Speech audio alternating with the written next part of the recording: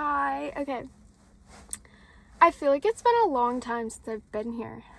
But I'm here now. And I feel like I have a good amount of stuff to talk about. And I don't know how much I'll talk about today, right here, right now. But we're just gonna jump right into it. I do have one thing that I am going to speak about because this is my English notebook, by the way. My English, yeah. Anyways, maybe I'll tell you about this thing that we read in my English class, but maybe I won't. If I don't talk about it today, I will talk about it another day, like, trust, because it was really good, and I thoroughly enjoyed it. But today, right here, right now, I need to talk about crying, because I used to, hate crying, by the way. I used to hate it. And now, I came to the discovery, quite recently, that I actually enjoy crying. Oh my god, do you know what I just thought of? Wuthering Heights. Oh my god. Okay, I swear I'm not going to talk about Wuthering Heights this whole time, but I just need to for a second. That quote where, I don't know, she said something to Nellie, Kathy said something to Nellie, she said, I think you just love to see me cry. And Nellie said back immediately, she was like, not half as much as you love crying. What? Guys, that was crazy. She's so right, though. Actually clocked. Kathy, though, did cry. Okay, I'm gonna stop talking about this because I'm not talking about Wuthering Heights right now. I could go on and on and on. And maybe I will another day, because that is there's such a specific, genre of movie that fits into, and that's, my genre. That's, those are my movies. Anyways, we're not talking about that, though. I discovered that I enjoy crying, and I'm gonna tell you why. It's so odd, though, and I don't know what made me come to this conclusion, but it's, I feel like it is natural, obviously, to cry, because it's something that happens naturally, but it feels so overwhelming. I don't know, it's very natural, is what I'm saying, but in the sense that I feel like you should be doing it normally. Do you know what I mean? Because I think that we should be, crying is what happens when I feel like you're so, overfilled with any certain emotion. It could be happy or sad or anything in between. It could be anything. But if you're so, filled with one emotion, it can't go anywhere. It has to go somewhere. So it has to, leave your body somehow. And it leaves when you cry. That's, you're, letting out that, energy. And I feel like that's a really good thing for when you're, crying out of sadness. Because if you're so devastated about something that you have to cry about it, then, you should be crying about it. And you shouldn't, be like, oh, I don't need to cry right now. You do need to cry. And it's good. And then you can cry, let all of it out. Because that's literally, crying to me, it feels like it's an exchange. It's a flow of energy. It's something leaving, because that's literally what it is. The tears are leaving your body. And so for me, it feels like when you're crying out of sadness, that's the negativity is leaving you. And so you have to let that process happen for you to be okay again. Do you know what I mean? But I feel so if you think that, though, then why would you want to cry out of happiness? Because then the happiness would be leaving your body. Well, yeah, I guess it would, but I feel like that's also something that needs to happen, because it's natural. I'm not saying that you're not meant to be filled with emotion. I'm actually saying the opposite. Because you are meant to cry, you are meant to be filled with so much emotion that you have to. Do you know what I mean? And so I feel like if you feel, even if this is a happiness, imagine you're crying out of happiness, you have to still let the happiness out of your body. It can't just stay there. You can't be so, convoluted with, I don't know if that's the right word, with happiness, because then then what are you, like, nothing, that's just not right. Like, it can't, I'm not saying you don't want to be happy, but, like, be happy, but that's too much of anything is, like, not good, in my opinion. Like, that goes for everything. But in this case, we're talking about emotions. And I feel like that makes sense, doesn't it? Like, obviously, I'm basing this off of nothing, so, like, don't listen to me. I'm just telling you how I feel and how I see things. And so that's what it feels like, though. So, yes, that may be, like, the positive energy leaving your body when you're crying of happiness. But still, what it is it's energy that's not meant to be there, but it's not meant to sit in, it's not meant to be there for so long that it turns into, like, a rumination. Like, you don't want to be sitting there rumination, I feel, it has, like, a negative connotation, but it still goes for the same thing with the opposite. But if it stays there and you don't do anything with that, like, emotion, then you will sit and you will ruminate, and you continuously go back to that. And rumination as ritual is, like, not good for you. That will always lead to something bad, especially in negativity, because if you keep continuously going back to this, like, negative thought, then, like, you're gonna be stuck in that negative thought, and that's not good, right? That's just not good, because then you'll be sad all the time. That's not good, guys. What? But same thing for positive. I feel like what I'm trying to say about this happiness thing is that if you are too overfilled with happiness, like, all of the time continuously, then you wouldn't care about the fact that you're happy. And I feel like that being happy is something you should enjoy. But if you never have anything other than happiness, you're not going to care that you're happy. So you have to kind of return to baseline, I feel like. Do you know what I mean? Like, if you're so happy and you're like, oh my god, I'm so happy, I'm going to cry, and then you cry out of happiness, that's so good that you, like, get to experience being that happy and then returning to normal so that you can continue living and experiencing things, and then later on be filled with another, maybe the same emotion, maybe a different one, and be filled overjoyed again. Because that's, like, it's a cycle, and it's a natural cycle that is meant to happen, I believe, that you just are going through life living, and you are happy, and then you're sad, and you're excited, and, like, all these different things. And I really think that it's so wonderful, really, that you can be so filled with emotion that you actually, like, tears are brought to your eyes. And that's such a wonderful experience or phenomena. I feel like, and that's not to say that it's, like, fun to be sad and cry, because it's not. But it's still such a wonderful thing that, like, we can do that.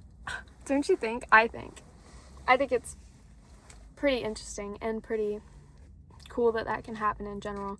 I realized I didn't do any sort of, like, intro. Not that I ever do, really, do I? I feel like that's totally fine. Should we just, like, stop, like, 9 minutes in and you, like, say, hey, welcome back? Maybe I did. Oh, yeah. Well, whatever. Anyways, it doesn't matter at all. We are just going to pause for a second so I can talk. I just had English class, and I have another class in, like, a couple hours, and that's it. So it's a pretty easy day today.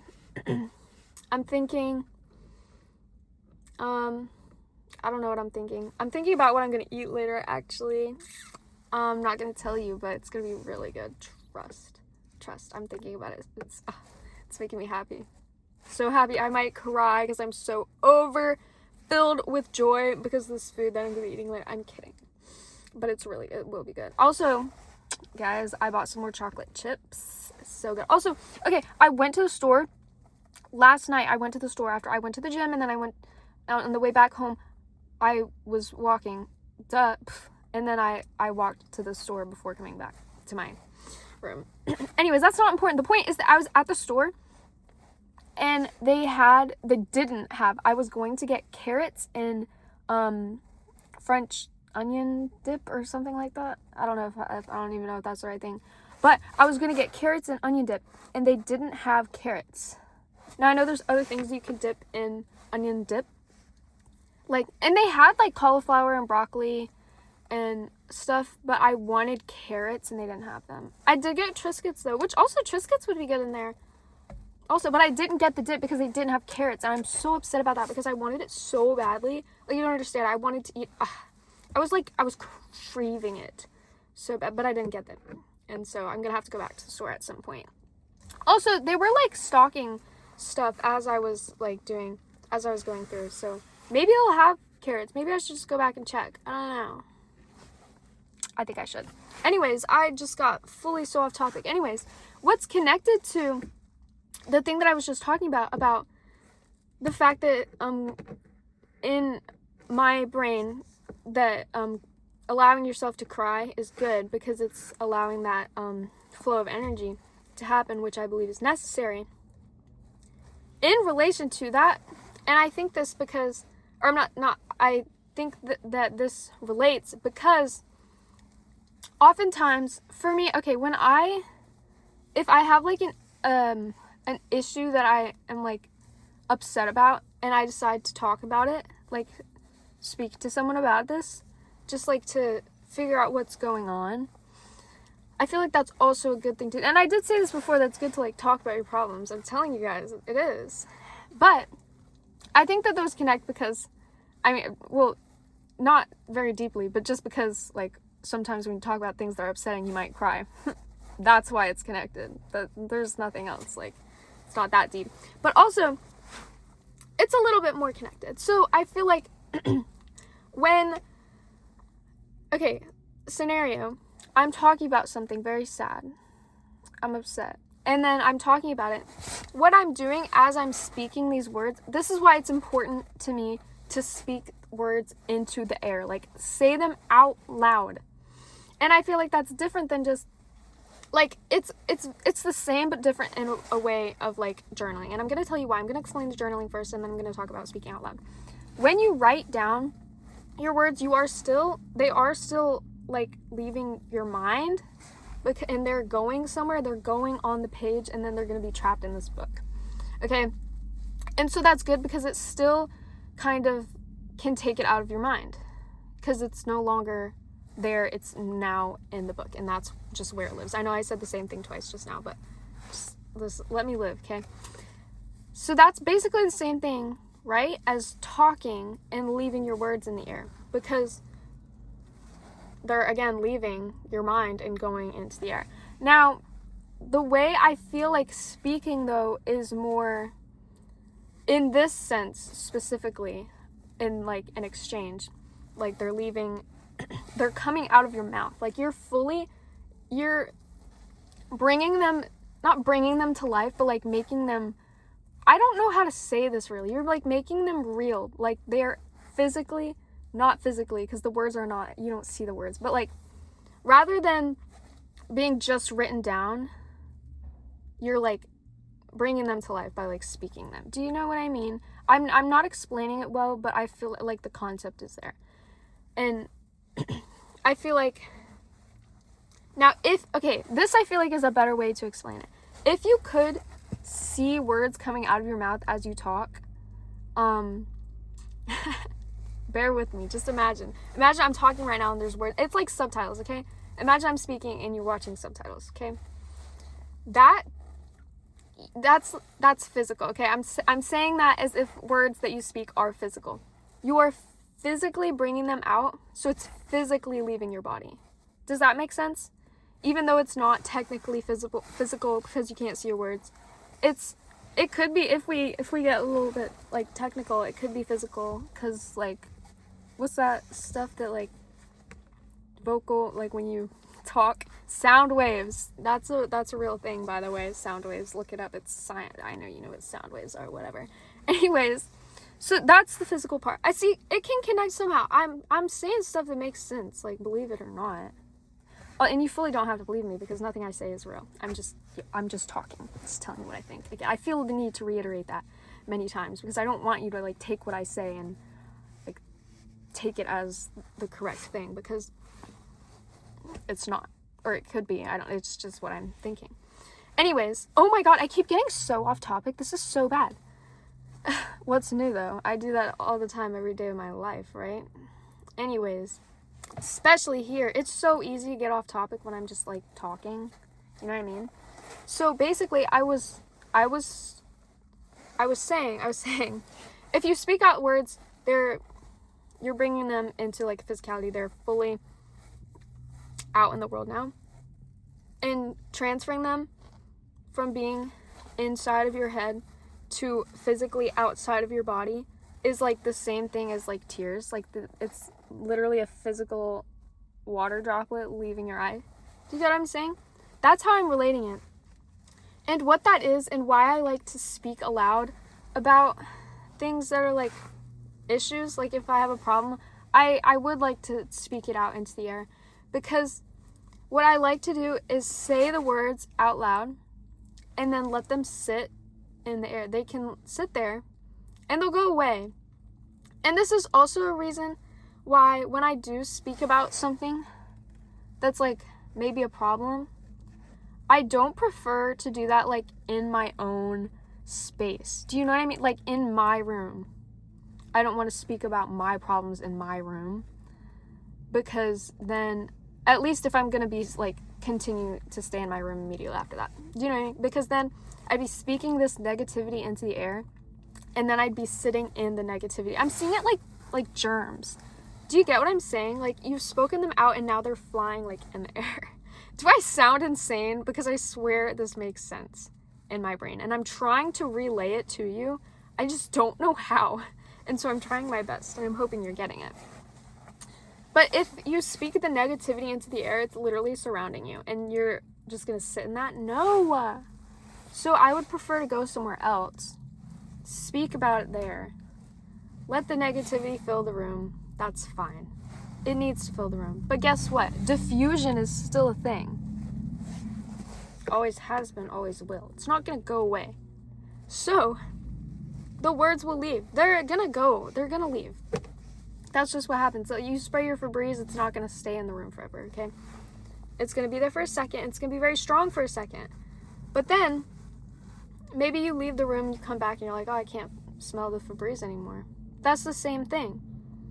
So, if I'm going somewhere, talk about stuff, negativity fill the air, I can leave and not sit in the negativity still. See? I feel like that's kind of the best way that I can explain what I'm trying to say. But again, it's just letting the negativity leave. And I still, everything that I'm talking about like negativity right now, but like it all still goes for any emotion and also positivity. Because still, whether it's good or bad, that doesn't mean there should be too much of it. I'm not saying I don't want anyone to not be like over happy, but like for too long is what I'm saying. Because it's like, I also like to sit and think in my thoughts, whether they're good or bad. I would like to think about them. I think that's a good thing. So you can sit and think on them for a second, or more than a second, however long you desire. Although not however long you desire, because what you desire could be negative, and that's just not good. So whatever's healthy, because it's good to think, I think. But that's how you learn, I feel like, is you can think about it for a second, sit in your thoughts, maybe write about it, let some of it out, but then maybe speak about it, let some of the words out, and maybe cry about it. So that you're just like, I feel like the emotions, I don't want to say it's a modification to you, because it's not, it's a part of you. I think that the fact that it is a part of you is why it's just natural, and that's why it happens. But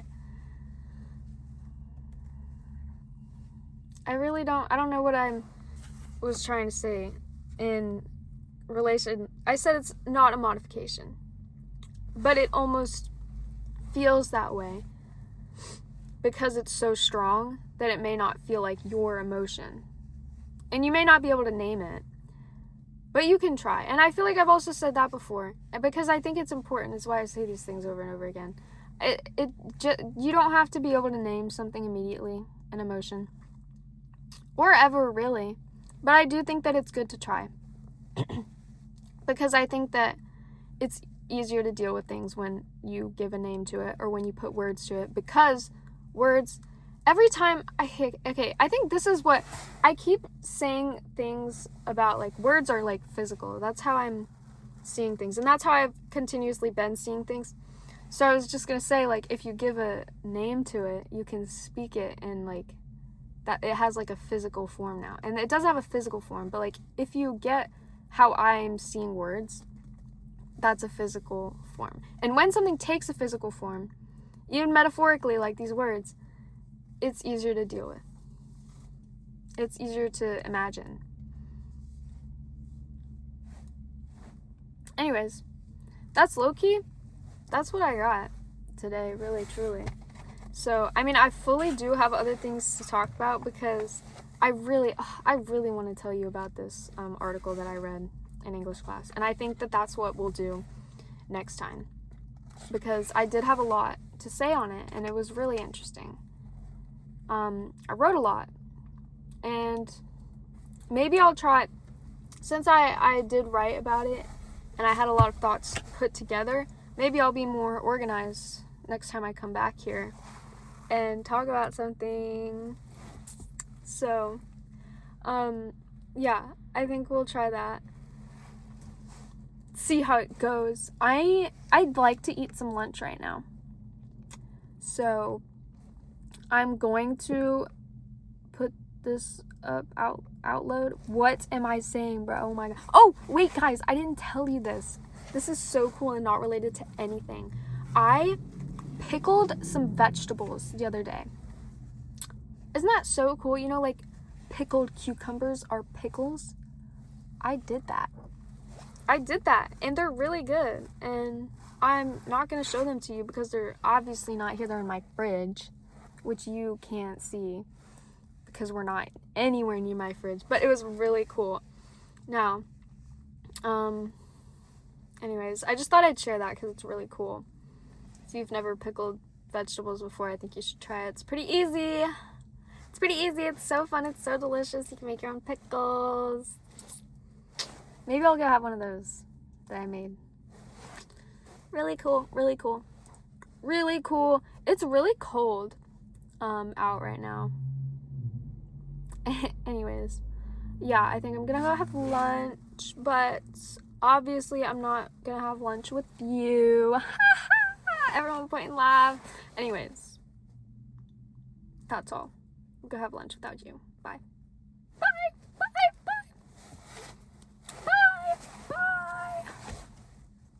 Do I do this every time? I feel like I do. This is really fun though.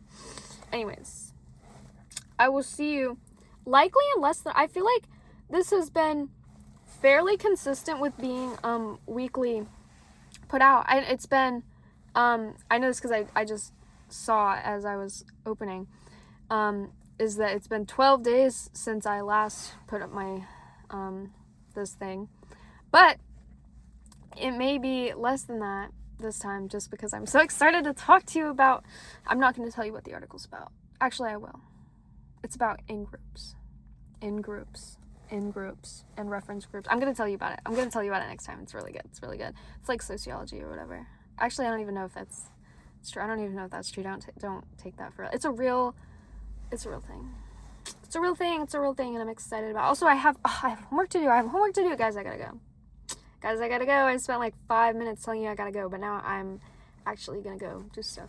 So, goodbye. I'm gonna miss you.